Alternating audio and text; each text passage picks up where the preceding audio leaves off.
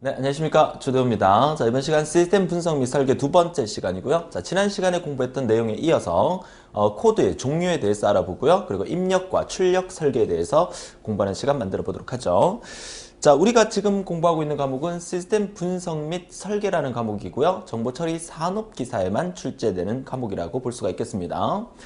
다시 한번 말씀을 드립니다. 본 강의를 들으시면서 많이 헷갈려 하시는 분들이 계셔서 다시 한번 말씀을 드린다면 우리가 정보처리 기사라는 자격증은 4년제 대학교를 졸업하신 분 또는 졸업 예정자가 칠 수 있는 자격증이고요. 그리고 정보처리 산업기사는 2년제 이상의 이제 졸업생들 또 졸업 예정자가 칠 수 있는 자격이 있죠. 한국산업인력공단에서 자격증을 같은 정보처리라도 정보처리 기사와 산업기사, 기능사 세 가지로 구분을 해서 기능사는 누구나 다 칠 수가 있고 산업기사는 2년제 이상 그리고 기사는 4년제 이상으로 칠 수 있는 응시 자격 요건을 만들어 뒀어요. 제가 강의하는 것은 정보처리 기사와 산업기사 같은 경우에는 4과목을 공통으로 강의를 해드리고 한 과목이 기사에서는 소프트웨어 공학, 산업기사에서는 지금 우리가 공부하고 있는 시스템 분석 및 설계라는 과목으로 진행이 됩니다. 그러니까 산업기사를 준비하시는 여러분들은 정보처리 산업기사에서 총 5과목이 전자계산기 구조, 데이터베이스, 그리고 운영체제, 그리고 시스템 분석 및 설계, 그리고 우리가 다음 강의에서 배우게 될 정보통신 개론. 자, 이렇게 5과목을 공부를 하신다고 생각을 하시면 돼요. 자, 정보통신 개론이라는 과목은 기사에서는 데이터 통신이라는 이름으로 이제 소개가 되지만 그 과목의 99%는 동일하다고 보시면 되는데 지금 공부하고 계시는 시스템 분석 및 설계는 한 50% 정도가 소프트웨어 공학 과목과 이제 겹치기는 합니다. 하지만 이제 산업기사를 준비하시는 분들을 위해서 이제 시스템 분석 및 설계만 따로 이렇게 떼내서 강의를 해드리고 있다고 정리를 하시면 되겠어요. 이런 부분에 대해서 이제 여러분들은 뭐 그 강의실에 들어오셔서 여러분 강의실에 있는 5과목을 열심히 들어주시면 돼요. 근데 혹시나 기사를 준비하시는 분들 중에서 산업기사도 같이 한번 쳐보겠다 하시는 분들은 기사 강의실에는 소프트웨어 공학을 포함해서 5과목 외에 이 시스템 분석 및 설계 과목도 같이 넣어드리고 있으니까 6과목을 공부하시고 오전에는 기사 필기를 치시고 오후에는 산업기사 필기를 치시면서 하루에 이제 2개의 자격증을 동시에 시험 치는 것도 제가 권장해 드리는 거니까 그렇게 계획을 잡아주시면 좋겠다고 말씀을 드립니다. 자, 이번 시간에 이제 공부하게 될 이제 코드의 종류와 입출 설계 본격적으로 들어갈 텐데요. 코드의 정의는 지난 시간에 우리가 설명을 드렸고, 자, 이번 시간에 코드의 종류가 어떤 것들이 있는지에 대해서 자세히 한번 살펴보도록 하죠. 자, 첫 번째로 보여드리는 게 이제 순서 코드인데, 다른 말로 하면 이제 순차 코드, 일련 번호식 코드, 이제 시퀀스 코드, 순서대로 번호를 부여한다는 얘기죠. 기사 친구에 회원 가입을 하신 여러분들에게 만약에 1년 번호를 부여한다. 그러면 맨 처음에 기사 친구라는 회사가 설립이 되고 맨 처음에 회원 가입하신 분한테 1번을 부여하고 그 다음 분한테 2번, 3번 이렇게 해서 시간이 많이 지나서 한 10만 명의 회원이 넘어갔다. 그러면 10만 번째 회원님은 10만 번 이렇게 순서대로 번호를 부여하는 게 바로 1년 번호식 이제 순서 코드다라고 얘기를 하죠. 과거에 제가 컴퓨터 학원을 운영을 했는 적이 있었죠. 한 10년 정도 운영을 했었는데 컴퓨터 학원 이름이 대호 컴퓨터 학원이었어요. 제 이름을 따서 한 10년 동안 열심히 제가 강의를 하고 수업을 했던 그런 기억이 나는데 그때 당시에 제가 이제 프로그램을 제가 만들었죠. 어떤 프로그램이냐면 학원 관리 프로그램을 만들었어요. 그래서 저희 학원에 이제 수강 등록하는 학생들에게 이제 회원 번호를 이렇게 부여를 하기 시작을 했죠. 자, 그래서 제가 그 프로그램을 만들 때 이제 1년 번호를 어떻게 만들었냐면 이 순서 코드로 만들었어요. 그러니까 맨 처음에 가입하는 학생, 등록하는 학생한테 1번을 주고 그 다음에 2번을 주고 3번을 주고 이렇게 해서 제가 프로그램을 설계할 때 코드를 4자리로 이제 입력을 받도록 이제 설계를 했다는 거죠.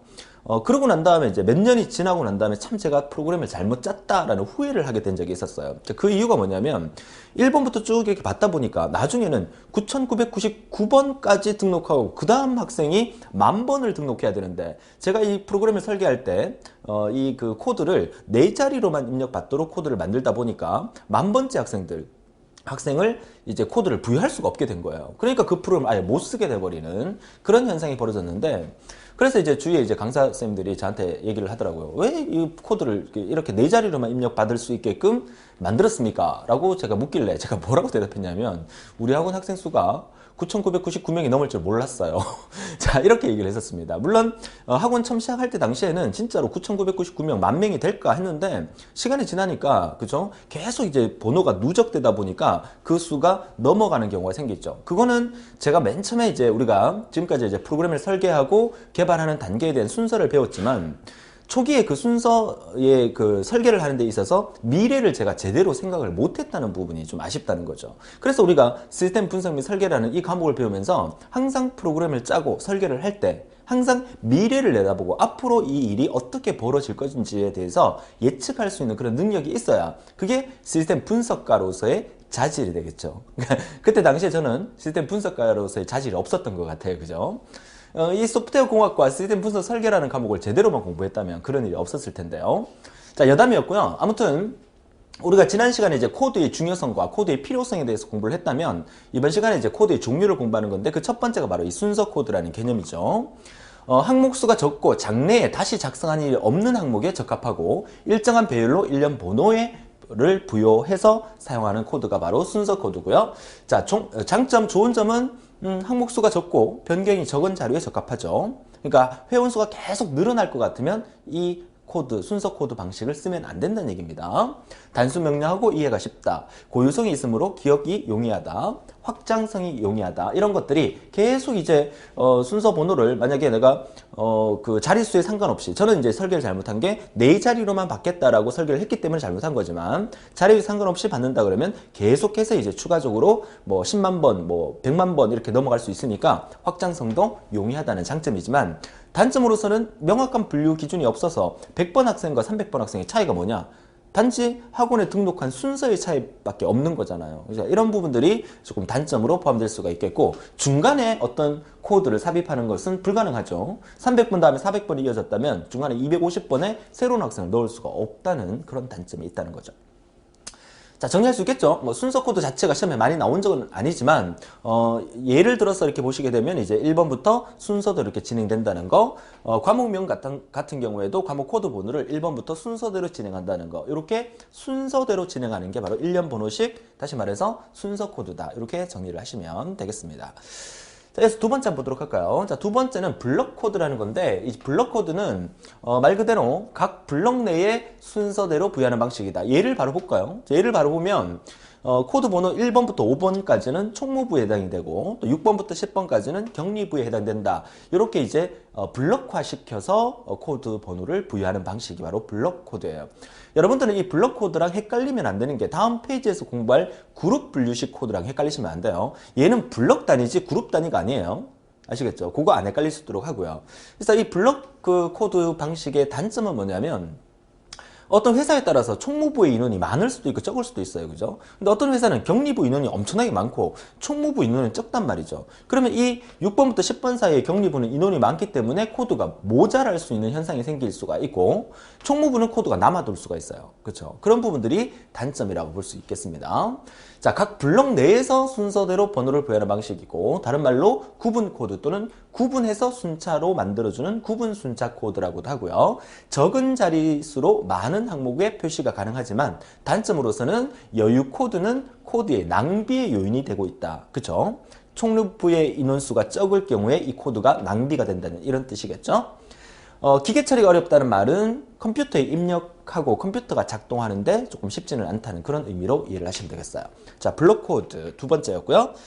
자, 그래서 세 번째 그룹 분류식 코드. 이게 이제 시험에 자주 나오는 부분입니다. 우리가 보편적으로 많이 사용하는 방법이거든요. 그러니까 그룹 분류식 코드는 여러분 학교 다닐 때 학번을 생각하시면 돼요. 학번. 그래서 자, 학번은 어떻게 부여되느냐 하면 예제를 바로 볼게요. 자, 이 예제를 보시게 되면 학번 자체가 만약에 내가 2000년도에 입학한 학생이다. 그러면 00년도 앞에다 00이라고 붙여주죠. 그 다음에 학과, 학년, 학번이라고 되어 있는데 이 학과라는 말보다는 요즘은 학부라는 말로 적는 게 더 나을 것 같아요. 그죠? 학부. 그 다음에 학과 이렇게. 그래서 학부 코드가 만약에 1번 학부고 학과가 만약에 컴퓨터공학과가 만약에 7번이다. 그리고 컴퓨터공학과 학생 중에서 내가 뭐 50번째 학생이다. 뭐 이렇게 되면 0001 750 이런 식으로 분류가 되죠. 그래서 전체의 큰 범위, 중간 범위, 작은 범위로 이렇게 이어지는 형태로 우리가 그룹 분류식 코드라 하고, 자, 그 부분에서 우리가 키워드로는 항상 대분류, 중분류, 소분류 등으로 구분하는 형태다. 그러니까 대분류, 중분류, 소분류로 구분하는 게 바로 그룹 분류식 코드다. 이렇게 이해를 하셔야 되겠죠. 그렇죠? 앞에서 배웠던 블럭 코드랑 차이점을 정확하게 이해하는 게 중요하다고 말씀을 드립니다. 예를 들어서 설명하는 부분 여러분 읽어보시면 되겠고요. 장점 볼까요? 장점은 기계 처리에 가장 적합하다. 그죠? 요거 특징이고요. 그 다음에 마지막에 여유 부분이 있어서 자료를 추가를 쉽게 할 수 있다는 이런 장점도 있다는 거 알아두시면 되겠고요. 단점은 자릿수가 너무 길어지는 단점이 있다는 거. 크게 내용은 어렵지 않죠. 그래서 예제를 통해서 형식을 보여주면서 얘가 뭐냐, 어떤 코드냐라고 묻는 문제가 나올 수도 있겠지만 그룹 분류식 코드의 전반적인 정의나 장점이나 단점을 묻는 문제가 빈번하게 출제가 되고 있으니까 잘 정리를 해 두셨으면 좋겠다고 말씀을 드리고요. 자, 다음 페이지에서 한 예제를 한번 더 보도록 하죠. 자, 그룹 분류식 코드의 예제는 첫째 자리와 둘째 자리, 셋째 자리로 구분을 해서 대분류, 중분류, 소분류로 구분하는데 이런 형식도 그룹 분류식 코드에 속한다는 얘기겠죠. 예를 들어서 서문과의 코드가 112다. 그 의미가 서문과가 이쪽에 있으니까 거꾸로 따지면 서문과는 2번이네요. 총무부는 1번이네요. 그리고 본사에 소속이 되어 있네요. 그래서 1, 2번이 서문과라는 것을 나타내 주는 거죠. 그렇죠? 그래서 대분류, 중분류, 소분류로 구분되는 이런 형태, 학번이나 부서를 이렇게 대중 소분류로 구분하는 형태를 우리가 그룹 분류식 코드다라고 얘기를 할 수가 있겠습니다. 자, 어렵지 않죠? 그래서 제가 지난 시간에도 말씀을 드렸지만 여러분들이 정보처리 산업기사를 준비하시는 여러분들이 전체 5과목 중에서 이 시스템 분석 및 설계라는 과목이 가장 쉬운 과목이에요.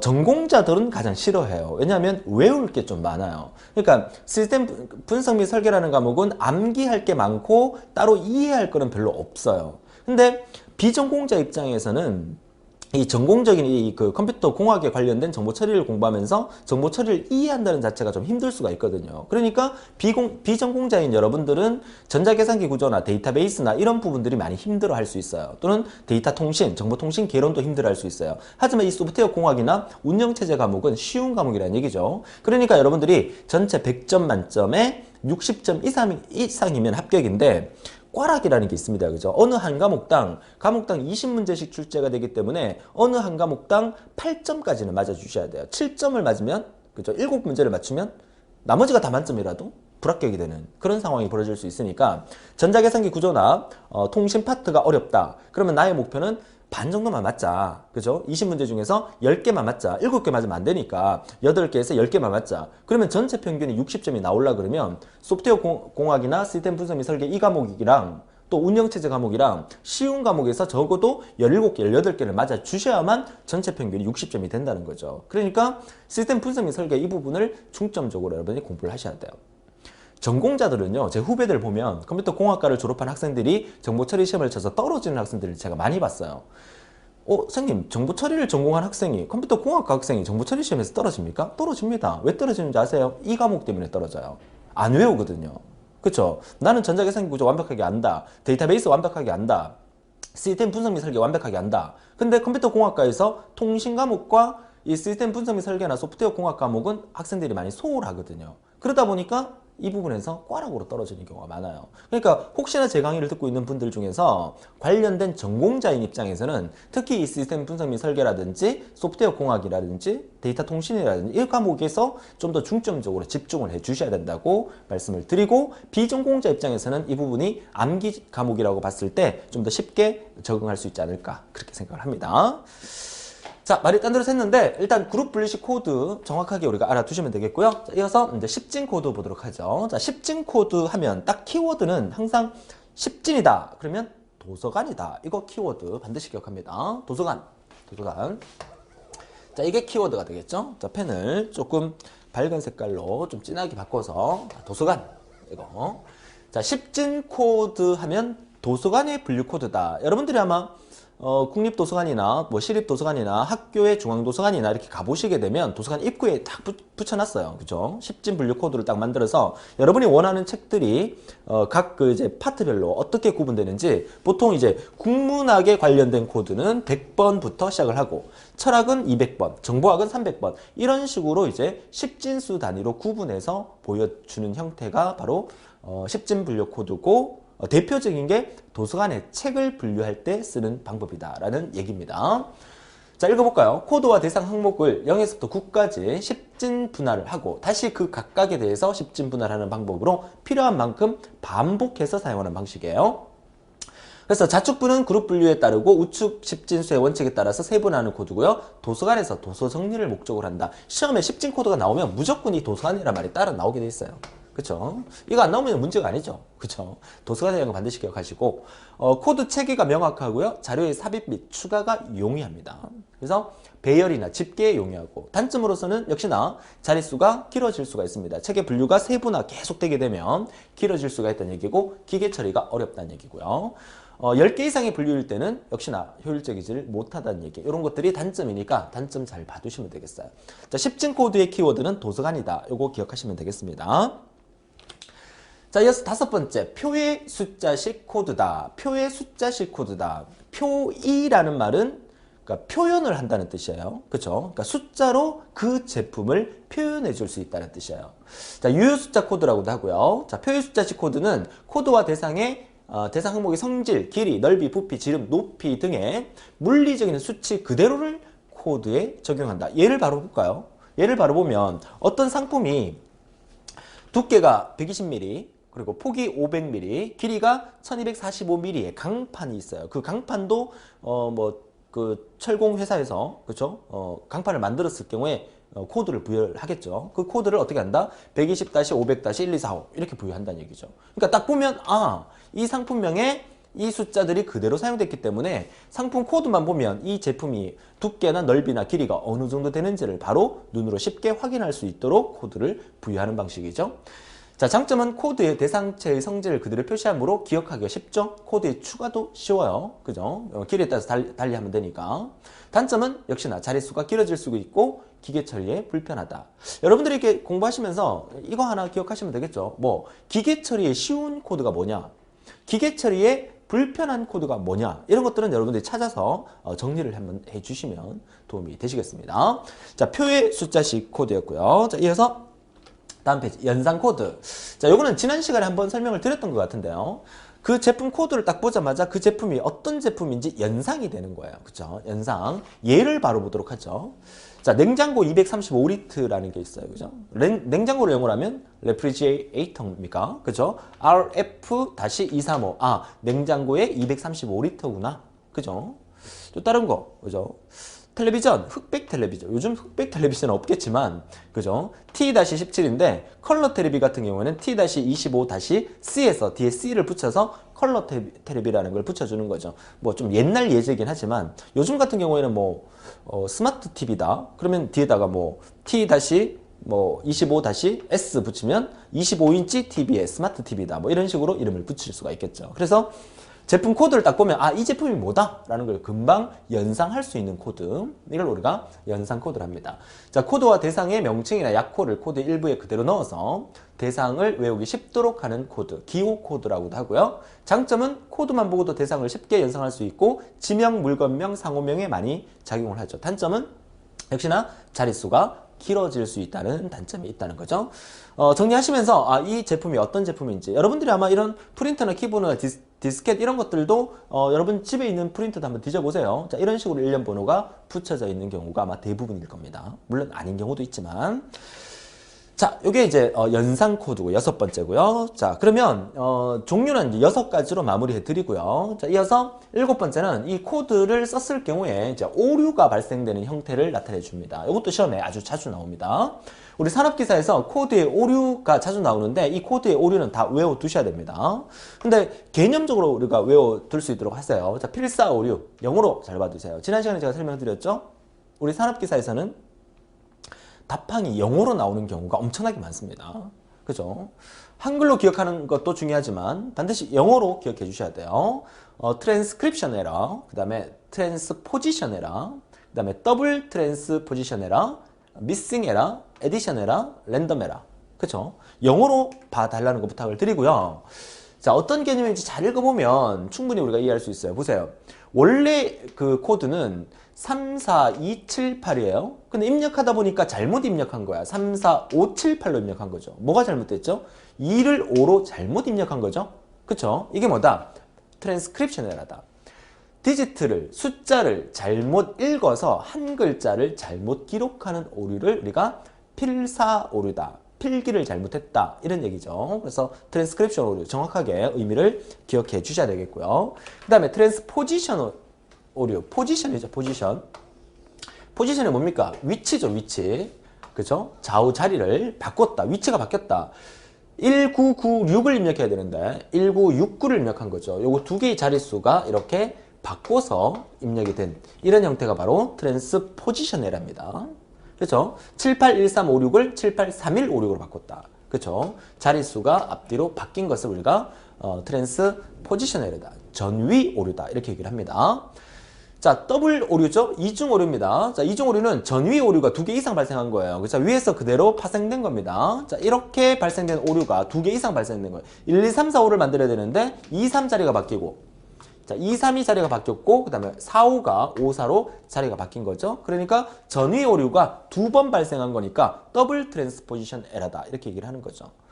이걸 외워야 됩니까? 그죠? 영어 단어 의미만 알면 쉽게 우리가 다 기억할 수 있는 부분이에요. 나중에 이거 필기해놨다가 나중에 외워야지 하지 마시고 지금 바로 이 일을 하세요. 그죠?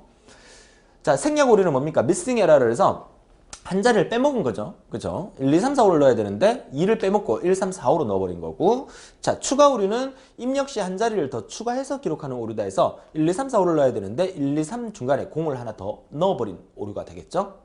자, 마지막으로 랜덤 에러는 1, 2, 3, 4, 5를 넣어야 되는데 1, 3, 2, 0, 4 위에 오류 두 가지 이상을 결합해서 위쪽에 있는 이런 오류 중에서 여러 개가 합쳐서 생긴 오류니까 랜덤 오류다. 마구잡이의 오류다. 지 맘대로 오류다. 자, 이렇게 정리를 하시면 되겠죠. 그래서 여기는 이 오류의 종류가 뭐가 나올지 모르겠지만 여러분 시험에 한 문제는 무조건 나올 수 있다는 거 기억하시면서 잘 외워두시고 정리해 주시기 바랍니다.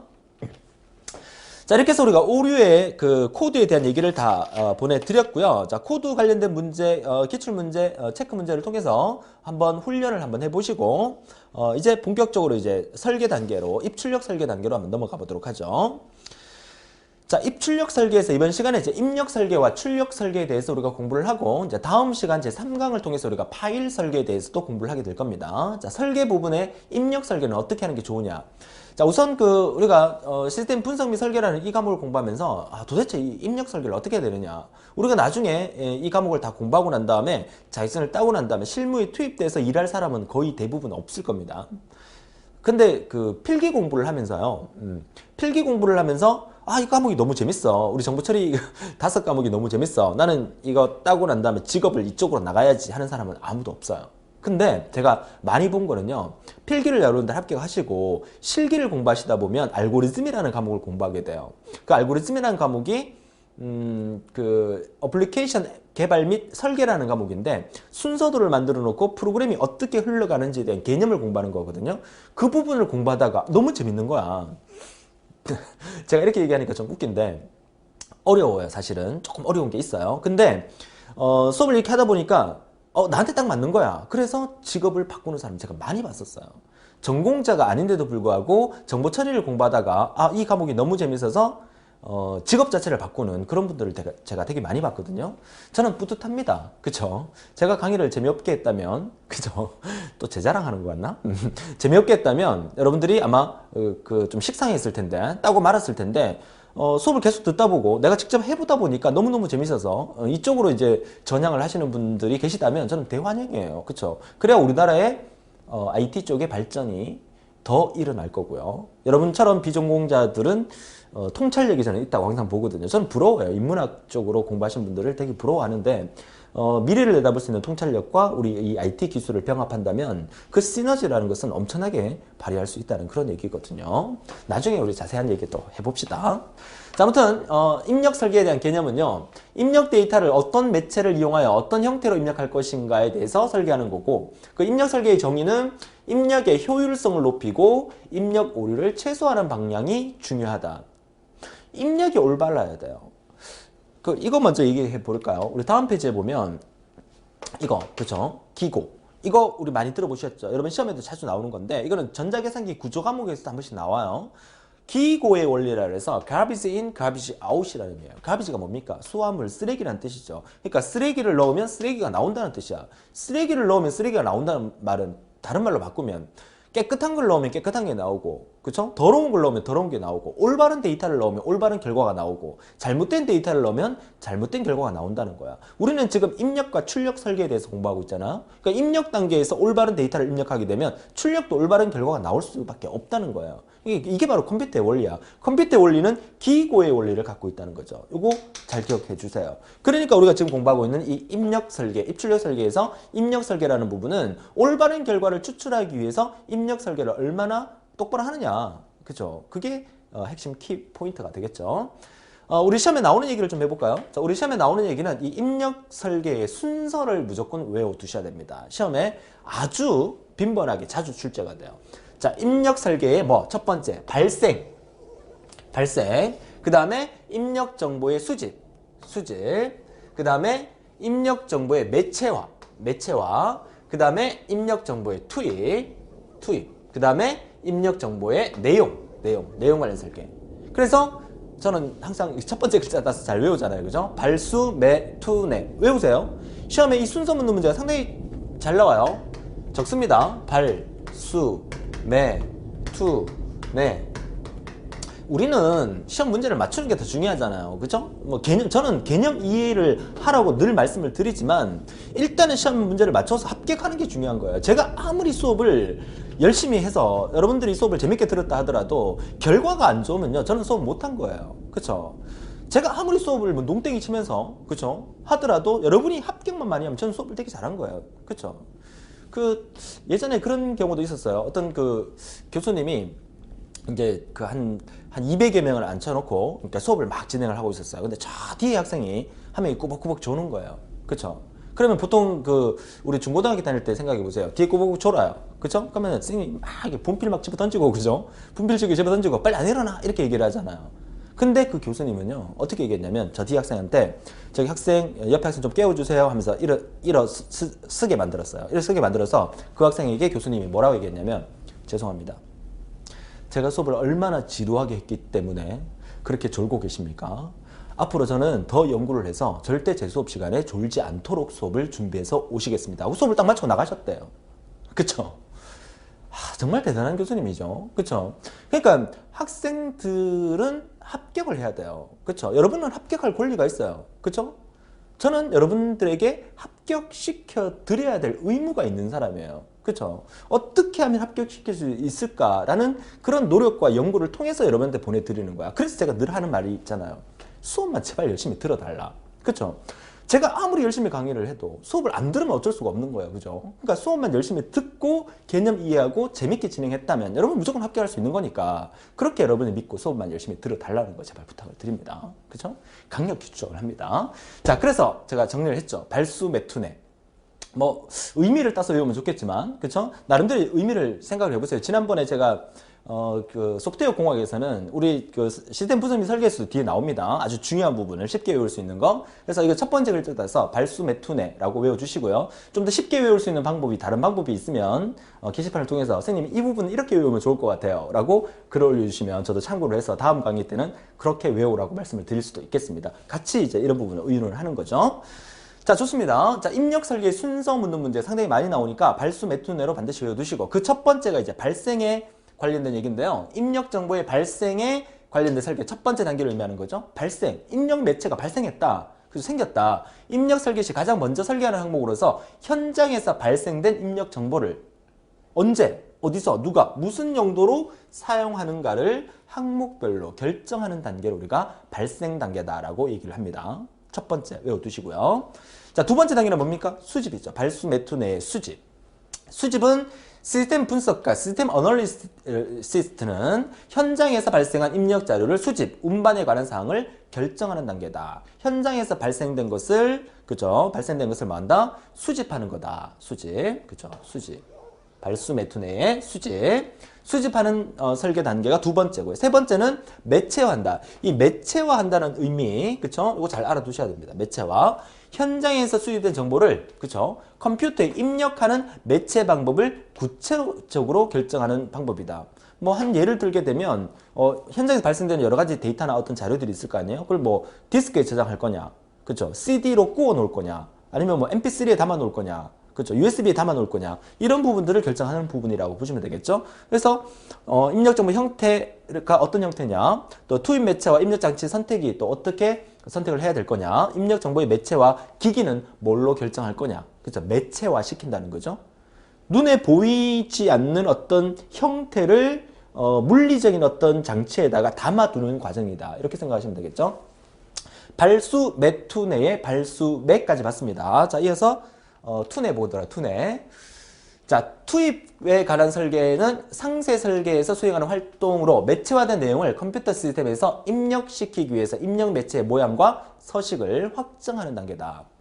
투입이죠. 그쵸? 매체화된 것을 직접 이제 사용할 수 있도록 이제 투입하는 단계다라고 보시면 되겠죠. 그죠? 입력시키기 위해서 입력 매체의 모양과 서식을 만들어주는, 투입하는 단계, 확정하는 단계라는 얘기고요. 자, 위쪽에 참고 표시에 나와 있는 부분은 그 입력 매체 장치 선택 시 검토 사항인데, 요거는 한번 나온 적이 있기 때문에 여러분이 읽어만 보세요. 그죠? 읽어만 보시면 되겠고요.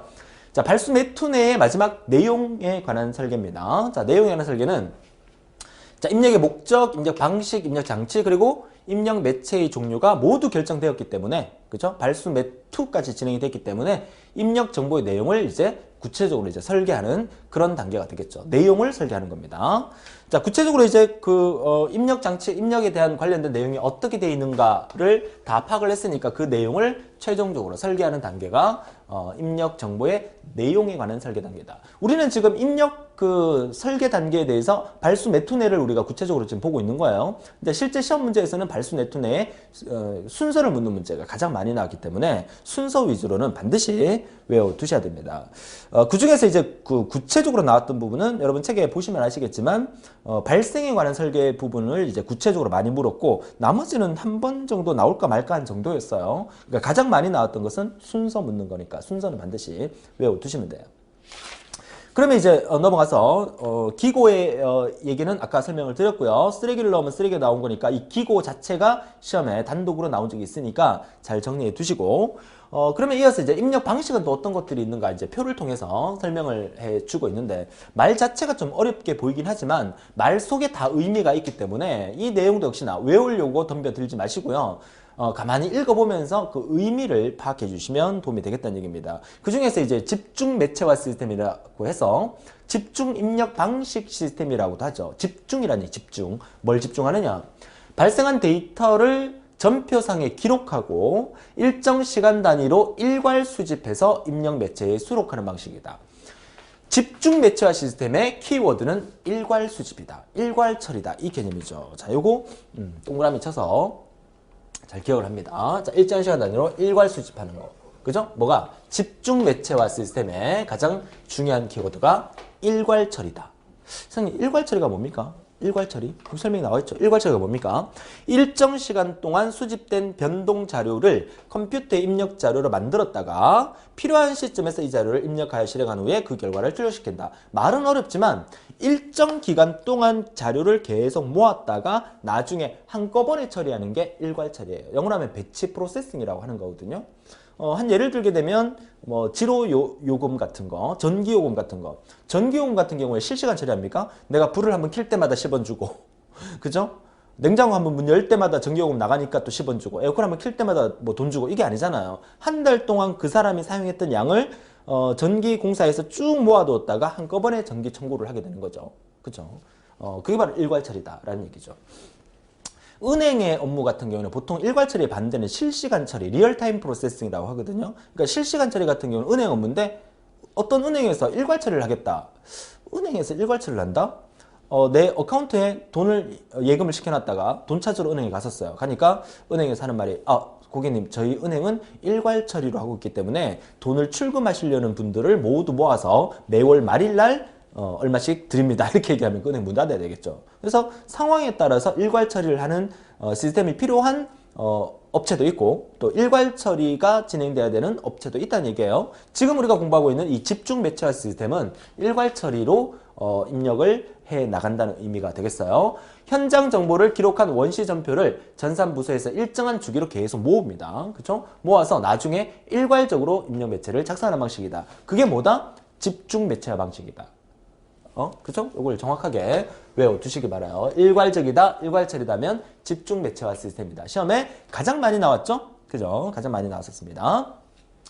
자, 두 번째는 이제 분산 매체화 시스템인데 입력 정보의 매체화를 그 데이터가 발생한 장소에서 하고, 그죠? 그리고 그 입력 매체를 주기적으로 수집하여 컴퓨터에 입력하는 방식이다. 분산이니까 발생한 지점에서 그 데이터를 다 만들어준다는 얘기죠. 그죠? 그래서 분산시킨다. 입력 정보의 매체화를 그 데이터가 발생한 장소, 발생한 그 장소에서 그 입력 매체를 주기적으로 수집을 한다는 의미예요. 분산 매체화 시스템이고.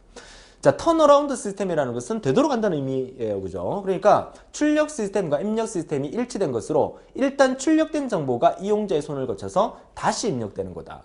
자, 이게 이제 얘가 어떤 얘기냐면 이게 나와 있지만 공과금, 보험료, 징수 등의 지로용지를 의미하는 거야. 무슨 뜻이냐면 그 수도요금, 아니 전기요금, 가스요금 예를 들까요? 가스요금은 가스 회사에서 여러분 집으로 지로용지를 보냅니다. 그죠? 그럼 여러분은 지로용지를 받죠. 받고 난 다음에 이번 달 요금이 얼마구나 해서 그 지로용지를 은행에 가서 내게 되면 그 지로용지의 일부분을 찢어서 은행에서 다시 그 가스 사업소로 보내줍니다.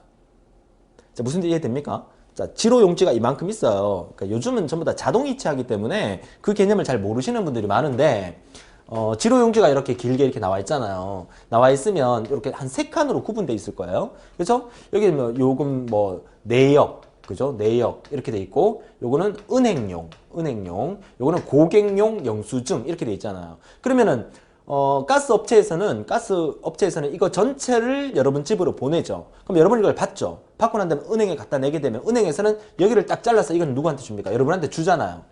그죠? 그리고 은행에서는 이 내용을 찢어서 은행에 갖고 있고 얘를 다시 어디로? 가스 요금 회사로 보내줍니다. 이 사람 냈다고. 그죠? 그러니까 결국 가스회사에서는 이 전체를 여러분 집으로 보냈다가 다시 이 부분을 회수하는 거잖아. 이게 턴어라운드라는 얘기죠. 이해하셨습니까? 자, 그래서 결국 출력 시스템과 입력 시스템이 일치된 것으로 일단 출력된 정보가 이용자의 손을 거쳐서 다시 입력되는 시스템이다. 수표나 어음 같은 특수장치도 마찬가지고 공과금 보험료의 지로용지가 이런 부분에 해당이 된다라고 정리하시면 되겠죠? 자, 직접 입력 시스템은 여러분 그 정보 처리 시험 치러 가면 OMR 카드 작성하시죠. 그렇죠? OMR 카드 등과 사람이 직접 손으로 작성해서 입력하는 게 직접 입력 시스템. 대표적인 예가 OMR 카드고요. 타건 입력 시스템은 타건이라는 것은 직접 이제 그 칠타자잖아요. 그죠? 타건. 키보드나 라이트 펜을 이용하여 직접 치면서 입력하는 형태를 의미하는 거고 음성 입력 시스템은 음성 입력 장치를 의미하는 거겠죠? 요즘은 그 음성 인식 장치가 많이 발달을 해서 우리 들고 다니는 스마트폰에다가 그죠? 메인 버튼을 2번 탁탁 눌러서 그죠? 내가 어디를 가고 싶다. 그죠? 뭐 설악산 가는 길이라고 이렇게 말을 딱 하면 바로 이제 그 내비게이션이 탁 켜지면서 설악산 가는 길로 바로 그 안내를 해주고 또 뭐 집에 전화를 하고 싶다 그러면 우리 집 전화 이렇게 하면 우리 집 전화로 바로 되고 문자 메시지도 바로 날아가고 이 음성 인식 그 시스템이 많이 발전을 하게 되면서 우리의 생활이 좀 더 편해지는 그런 생활이 만들어지고 있다는 의미겠죠. 불과 이제 그 제가 정보 처리 강의를 올해로 벌써 그 한 16년, 15년 이상을 지금 제가 강의를 하고 있습니다만은 정보 처리를 초창기에 강의할 때 이런 내용을 강의를 안 했어요. 그죠? 음성 인식이요? 말도 안 되는 소리요. 스마트폰이요? 말도 안 되는 소리였어요. 그때 당시에 이제 강의의 내용하고 지금 내용하고는 엄청나게 많이 차이가 나고 여러분 시험 출제 문제 자체에도 차이가 많이 나고 있어요. 그렇죠? 그래서 여러분들이 정보 처리를 공부하면서 이런 얘기를 많이 들 겁니다. 정보 처리는 뭐 누구나 다 따는 자격증이다. 뭐 이렇게 얘기를 하는데 절대 그렇지 않습니다. 시간이 지나면 지날수록 어느 한 회에서 쉽게 땄겠죠. 과거에 우리가 지금 여러분들이 준비하시는 시험은 실기가 이제 알고리즘 형태의 문제인데 과거에 2004년도, 2005년도 초반까지만 해도 직접 컴퓨터에 앉아서 프로그래밍화해서 시험 치는 형태였다고 제가 말씀드렸죠. 그때 당시에는요. 프로그래밍을 아예 공식화시켜서 시험장에 딱 앉아서 10분 만에 다 하고 나올 수 있도록 그렇게 이제 저도 만들었고 각계 학원이나 각종 강의 사이트에서 그렇게 만드니까 한국산업인력공단에서 많이 당황하게 됐죠. 그렇게 이제 문제를 출제했는데 학생들이 거의 실기 합격률이 거의 90%가 나오는 거야. 그러니까 한국산업인력공단 측에서도 이대로 시험을 진행해서는 안 되겠다. 변별력에 문제가 있다. 이래서 이제 2005년 말부터 지금 여러분이 치는 이 알고리즘화 형태로 시험 문제가 바뀌었다는 거죠. 그러니까 앞으로 시대가 지나면서 또 어떤 형태로 문제가 바뀔지는 모르겠어요. 항상 한국산업인력공단 측에서도 최신 트렌드에 맞게끔 시험 제도를 바꿔가면서 40년이 넘는 역사와 전통을 자랑하는 오늘날의 정부 처리가 완성이 된 거죠. 앞으로 또 어떻게 발전될지 몰라요. 그러면 저는 어떻게 해요? 발전될 때마다 바뀔 때마다 수도 없이 연구를 해서 최신 상태로 여러분들에게 강의를 해드리면서 여러분의 합격만을 생각하고 있다는 얘기죠. 그쵸? 자, 일괄 처리까지 정리를 해주시면 되겠고요. 입출력 설계에 대한 내용을 지금 공부를 하고 있습니다. 자, 이어서 마지막으로 원시 전표 설계 시 고려사항이다. 자, 어떤 고려를 해야 되느냐. 원시 전표 현장에서 발생한 자료를 최초로 기록한 종이를 원시 전표라고 한다. 자, 이것도 이제 제가 엔터를 쳐서 편집을 했었어야 되는데, 그죠? 자, 이렇게 땡땡이라고 할게요. 그쵸? 원시 전표의 의미가 뭐다?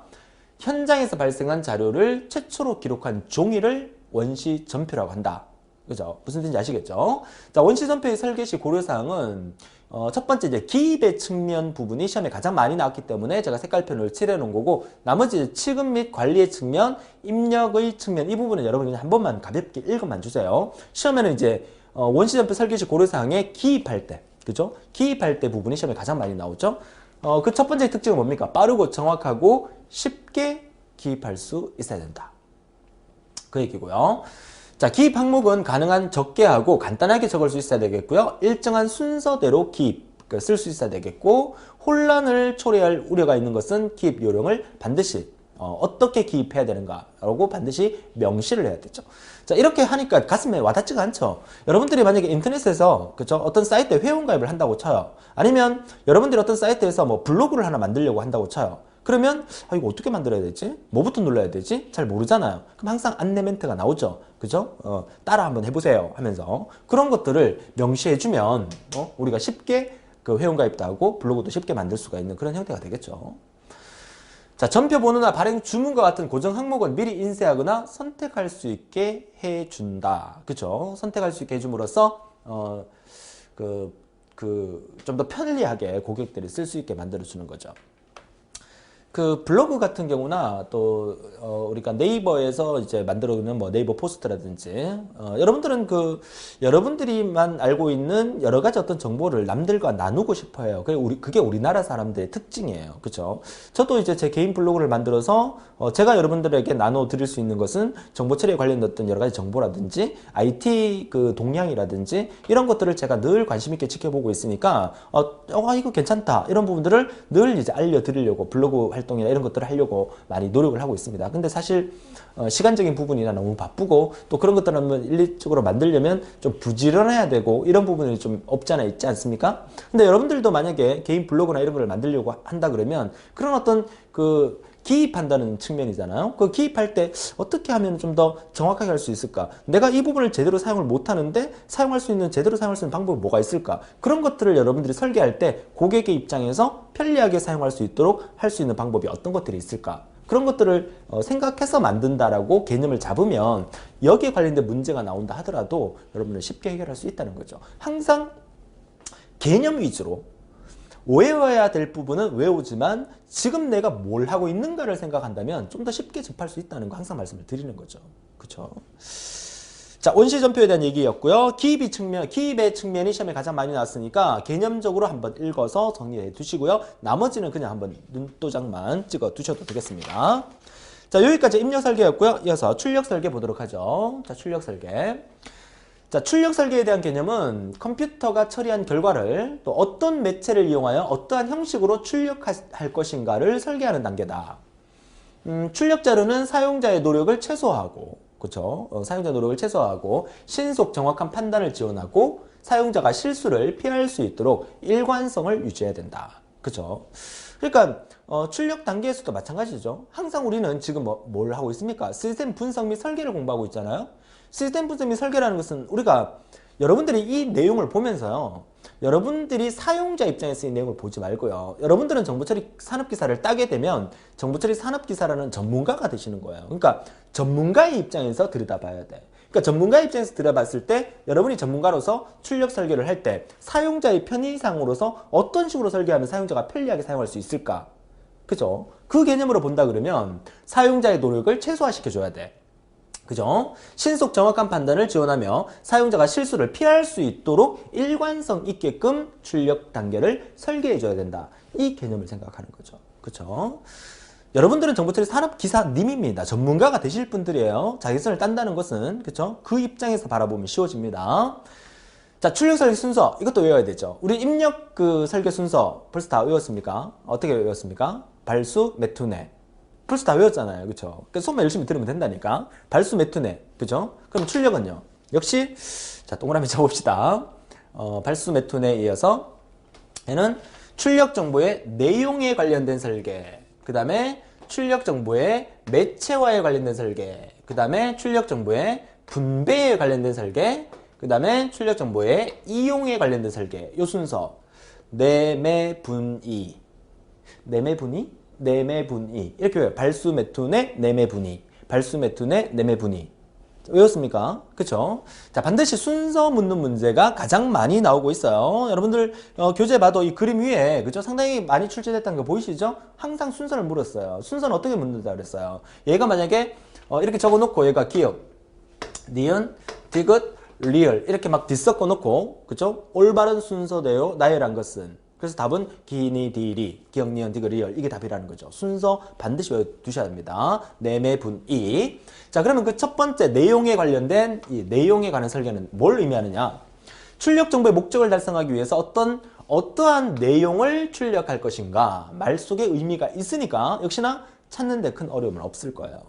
자, 출력 설계 순서에서 제일 먼저 해야 되는 단계고요. 출력 정보의 내용에 관한 설계를 할 때 고려할 사항은 또 어떤 것들이 있느냐? 당연히 출력 항목의 명칭과 배열해야 되겠죠. 배열 순서 크기, 자릿수와 문자 구분도 해야 되고 집계 구분을 이제 소개, 중계, 합계를 구분해서 그쵸? 그 매출액 전표 같은 거 만들 때 소개가 얼마가 되고 중계가 얼마가 되고 합계가 총 얼마가 되는지 그런 것들을 출력 정보 설계 때 반드시 해줘야 된다는 의미겠죠. 내용에 관한 설계였고요. 자, 두 번째 매체화. 자, 개념은 똑같습니다. 입력 단계랑 정보 처리의 결과를 이용자가 요구하는 매체. 이용자가 요구하는 매체가 뭐 쉽게 얘기해서 물리적으로 얘기한다 그러면 뭐 CD에 담아서 주는 걸 원하는 건지 프린트해서 종이에 주는 걸 원하는 건지 뭐 USB에 담아서 주는 걸 원하는 건지 메일로 보내주기를 원하는 건지 그렇죠? 그런 부분을 생각하시면 되겠고 출력 정보 매체화에 관한 설계할 때 고려사항은 출력 장치 및 출력 장치 특성 프린트기는 어떤 걸 쓸 건지 그 회사의 프린트기는 어떤 것을 사용하고 있는지 그죠? 출력의 형식, 출력의 방식, 출력되는 정보의 양은 얼마가 되는지 그죠? 그 다음에 작동이 용이한지 이런 것들을 다 체크를 해서 매체화를 설계를 해줘야 된다 이 말이 되겠죠. 내매 분위의 내매까지 봤고요. 자, 다음 페이지에 분위 보도록 하죠. 분위 이 강의 처음 이렇게 중간부터 듣는 사람은 도대체 선생님 무슨 얘기를 하고 있나? 분위가 뭐야? 이렇게 얘기를 하고 있는 것 같은데 여러분 지금 쉽게 따라오고 있죠. 내매 분위의 분위입니다. 자, 분배에 관한 설계에 출력 정보를 이용자에게 어떻게 전달할 것인지 전달 경로와 방법에 대해서 설계하는 단계죠. 어떻게 전달하는 거? 어떻게 분배할 거냐? 그죠? 자, 분배에 관한 설계시 고려사항은 분배 책임자가 있어야 될 거고요. 그 다음에 분배 방법 및 형태는 어떻게 할 거냐? 또 분배할 주기는 뭐 일주일에 한 번씩 할 거냐? 하루에 한 번씩 할 거냐? 이런 것도 설정을 해줘야 된다는 의미가 되겠죠. 분배에 대한 얘기였고요. 자, 이어서 마지막으로 내매 분위의 이용. 자, 이용에 관한 설계. 자, 어떤 정보가 누가 언제 어떻게 이용하는지에 대한 설계입니다. 그죠? 그러니까 우리가 지금 설계 단계를 배우고 있지만 출력할 때 이 출력물을 가지고 누가 어떻게 이용할 건지를 생각하면서 설계하라는 얘기예요. 그죠? 자, 출력 정보 이용에 관한 설계시 고려사항은 출력 정보명 있어야 될 거고요. 자, 출력 정보의 사용 목적, 이용 경로, 기밀성의 유무와 보전, 이용 주기 및 시기 이런 것까지 체크해 두시면 되겠어요. 자, 지금 구체적으로 보는 부분에 대해서는 여러분 책에서도 보시면 알겠지만 이용에 관련된 얘기는 거의 시험에 잘 안 나오고요. 중간에 이제 뭐 내매 분위의 내용과 매체와 분배 정도가 시험에 가끔씩 이제 출제가 되고 있다는 얘기인데, 실제로는 내매 분위의 순서를 묻는 문제가 가장 많이 출제되고 있다는 걸로 정리를 하시면 되겠습니다. 자, 세 번째, 출력 설계 시 고려사항, 여백의 중요성, 논리적 연결성, 위치 및 배열의 중요성, 이런 것들을 체크해 주셔야 되겠고요. 이 여백의 중요성도 상당히 제가 이제 군대 생활할 때도 제가 이제 전산병으로 근무를 했었는데, 전산병 근무를 하면서 제가 군대 생활할 당시가 이제 타자기가 막 사라지고 이제 컴퓨터가 막 들어오는 시기에 그래서 제가 컴퓨터를 조금 한다고 막 이제 워드 프로세서로 문서를 작성해서 하는데, 이제 결제를 받으러 또 가게 되면 그 위에 이제 대리형님이나 제가 이제 좀 높은 부대에서 근무를 했었어요. 이제 저희 부대 내에서는 이제 원스타, 투스타가 이제 발에 걸릴 정도로 많았고, 자, 이런 부대였는데, 그쵸? 이게 결제를 맡으러 가면 이제 자를 다 꺼내가지고, 그죠? 위쪽 옆에 3cm, 아래쪽 2cm, 왼쪽 2cm 딱 재가지고 육군 규정대로, 그죠? 그렇게 안 갖고 가면 무조건 빠꾸, 그죠? 다시. 네, 그랬던 기억이 납니다. 그러니까 이런 것들도 전체적인 어떤 표준화를 만들기 위해서 출력 설계 시 여백이라든지 논리적인 어떤 문서의 연결성, 그리고 위치 및 배열의 중요성까지 체크를 해주셔야 된다는 거 얘기를 해드리고요. 자, 출력 보고서 설계 시 고려사항은 이용자, 이용 목적, 또 보고서의 양까지 체크를 해두시면 되겠습니다. 자, 이어서 마무리 해보도록 하죠. 자, 출력 매체 시스템에서 이제 인쇄 부분과 이제 디스플레이인데, 이거는 기본적으로 우리가 다 알고 있는 내용입니다. 인쇄는 프린터기 얘기하는 거고, 디스플레이는 모니터, 그죠? 모니터 상에서 출력하는 의미죠. 그래서 이제 기본적으로 이제 인쇄 출력 시스템은 프린터나 플로터라고 하는 것은 이제 그림이나 큰 이제 간판 제작하는 업체에 가게 되면 플로터 많이 있어요. 이제 X축과 Y축에 이렇게 있어가지고 이게 막 쫙쫙 움직이면서 큰 현수막 같은 거 출력할 수 있게 만들어주는 게 플로터죠. 자, 디스플레이는 요즘은 이 CRT 모니터 거의 없죠, 그죠? 이게 백블룩한 모니터. 우리는 전부 다 납작한 모니터 쓰잖아요, 그죠? CRT, 출력 정보를 CRT 모니터 등의 화면 표시 장치를 통해서 화면에 출력하는 거고요. 문자 표시 장치와 그래픽 표시 장치를 통해서 문자를 출력하는 모니터 장치도 있을 거고, 또 그림 형태를 표시하는 장치도 있을 거라는 얘기입니다. 쭉 보시면 되겠어요. 자, 시험에 나오는 것 중에서 가장 중요한 것은 이거 별표 3개. 별표 3개. COM. 자, COM의 약자가 컴퓨터의 약자가 아닙니다. COM의 약자는 컴퓨터 아웃풋 마이크로 필름의 약자입니다. 마이크로라는 말 자체는 엄청나게 작다는 의미예요. 그렇죠? 그러니까 컴퓨터의 아웃풋 출력 시스템인데 마이크로 필름으로 출력한다는 얘기야. 그러니까 엄청나게 작다는 얘기거든요. 그렇다는 얘기는 엄청나게 많은 양을 엄청나게 작은 마이크로 필름에다가 출력하는 단계다. 그래서 COM은 시스템의 출력 설계에서 종이에 출력하는 대신에 출력 정보의 형태나 문자를 마이크로 필름에 수록함으로써 반영구적인 보존이 가능하게 만들어주는 거죠. 그죠? 그러니까 요즘 뭐라 그러죠? 학교에 여러분들 고등학교의 역사가 한 100년쯤 되는 이런 고등학교들 많잖아요. 그러면 100년 전의 학생들의 어떤 생활 기록부라든지 이런 것들을 학교에서 계속 보관하려고 그러면 졸업생 수가 많이 늘어나면 늘어날수록 어떻게 됩니까? 교내에 캐비넷이 엄청나게 많아지겠죠. 그러니까 그런 부분들을 이제 다 스캔을 떠가지고, 그죠? 컴퓨터에 저장해 놓게 되면 컴퓨터의 파일의 용량도 계속 늘어나잖아. 그러니까 마이크로 필름이라는 장치에다가 압축을 시켜서 저장을 함으로써 손쉽게 그 많은 데이터의 양을 관리할 수 있게 만들어준다. 이렇게 보시면 되겠어요. 그래서 이제 주로 사용하는 것은 지도, 설계도면, 학적부, 그죠? 생활기록부 같은 거, 병원의 기록 등을 보존, 검색, 관리에 적합한 방식이다. 입력 매체 컴퓨터 마이크로필름 순서 절차라는 컴퓨터와 마이크로필름의 결합이 된 시스템이다. 이 COM이라는 것은 장점은 뭐냐면 억수로 많은 양을, 그죠? 엄청나게 많은 양을 조그마한 데 넣을 수 있다는 게 장점이거든요. 근데 단점이 뭔지 아세요? 단점은 사실 검색하는 데 시간이 좀 많이 걸려요. 참고로 하나 알아두세요. 마이크로필름의 장점은 엄청나게 많은 내용을 조그만한 데 기록할 수 있다는 게 장점이지만, 단점은 나중에 이 안의 내용을 검색해서 찾아볼 때 어렵다. 시간이 많이 걸린다. 그래서 우리는 얘를 쉽게 검색할 수 있는 시스템을 만들었어요. 그 시스템의 이름을 우리가 카라고 합니다. 카. 이거는 이제 카의 약자가 컴퓨터 에이디드 리더라 그래서 컴퓨터의 도움을 받아서 이제 꺼낸다는 뜻이거든요. 자동차의 카가 아니라 그죠? 요것도 시험에 한번 나온 적이 있어요. 그죠? 메모해 두시기 바라고. 그래서 이번 페이지에서 가장 중요한 것은 바로 이 COM 시스템이라는 게 시험에 가장 많이 나오니까 잘 정리해 두셨으면 좋겠습니다. 자, 나머지 파일 출력 시스템과 턴어라운드 시스템, 음성 출력 시스템 앞에서 다 했던 거죠? 한번 정리를 한번 더 읽어보시면 되겠다라고 말씀을 드리고요. 자, 이번 시간은 여기까지 정리를 하도록 하겠습니다. 자, 다음 시간에 우리가 파일 설계에 대해서 공부를 할 거고요. 이번 시간에 공부한 내용은 시험에 잘 나오는 것 중에서 코드의 다양한 종류, 그죠? 코드는 어떤 종류가 있고 어떨 때 많이 사용되는가를 정리해 두시고, 그 다음에 입출력 설계의 개념과 종류를 통해서 입력 설계는 어떤 것들이 있느냐, 순서, 발수 매투네 순서 반드시 외워두시고, 출력 설계는 순서가 내매 분위, 그죠? 내매 분위 순서 잘 기억해 두시면 도움이 되시겠습니다.